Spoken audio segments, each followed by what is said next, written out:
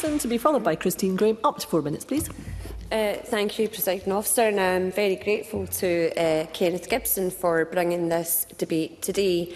PPP and PFI are long-term contracts where public sector organisations pay annual charges to private companies for capital projects like schools and hospitals. These schemes were introduced by the Conservatives but enthusiastically rolled out by previous Labour governments.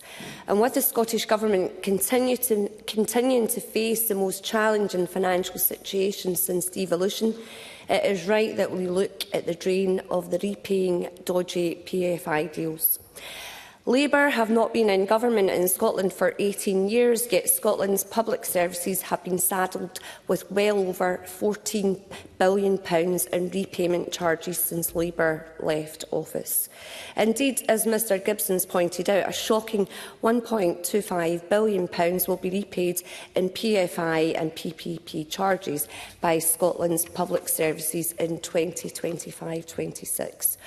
Over the years, private companies benefiting from these deals have distributed hundreds of millions of pounds in dividends to investors from their huge profits, diverting cash from frontline health, education, transport and justice services into the pockets of investors. So, focusing on East Kilbride, Hare Myers Hospital was rebuilt over 20 years ago with a capital value of £68 million.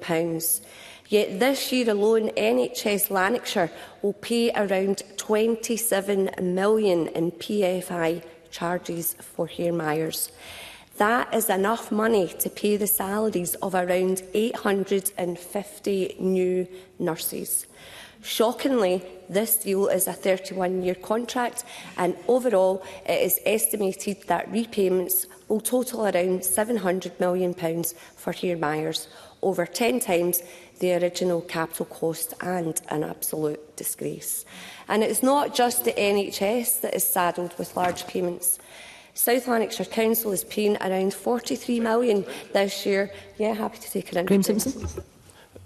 Can I thank Colette Stevenson for taking the intervention? Does she agree with me that we need much greater clarity on what is going to happen when these deals expire, including for the large number of health service facilities? Colette Stevenson. Okay, thank you very much for that intervention.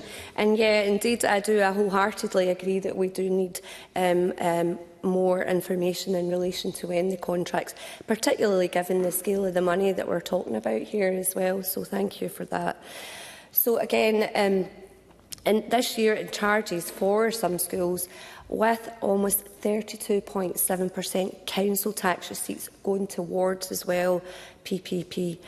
And but over the 30-year contract as well, the council will pay back an estimated £1.25 billion.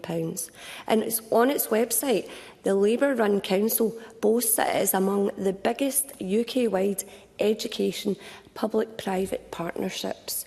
But perhaps they should be straight with the public when talking about local government financing. Dodgy Labour decisions of the past are an ongoing drain on public finances, and it gets worse.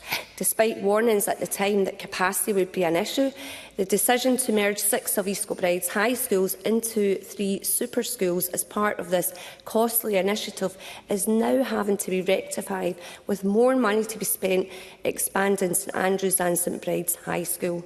To conclude, Presiding Officer, Labour's obsession with PPP and PFI is reckless. Despite not being in government in Scotland for 18 years, these deals have had and will continue to have a huge impact on public services. Councils, health boards and other public bodies are on average paying back more than 3 times the original capital cost to private companies on long-term deals. But in East Kilbride, the Hare Myers Hospital deal offers a 10-fold return to investors. This is a shameful legacy of the last Labour Scottish Government, rightly kicked out of the office 18 years ago. Thank you very much.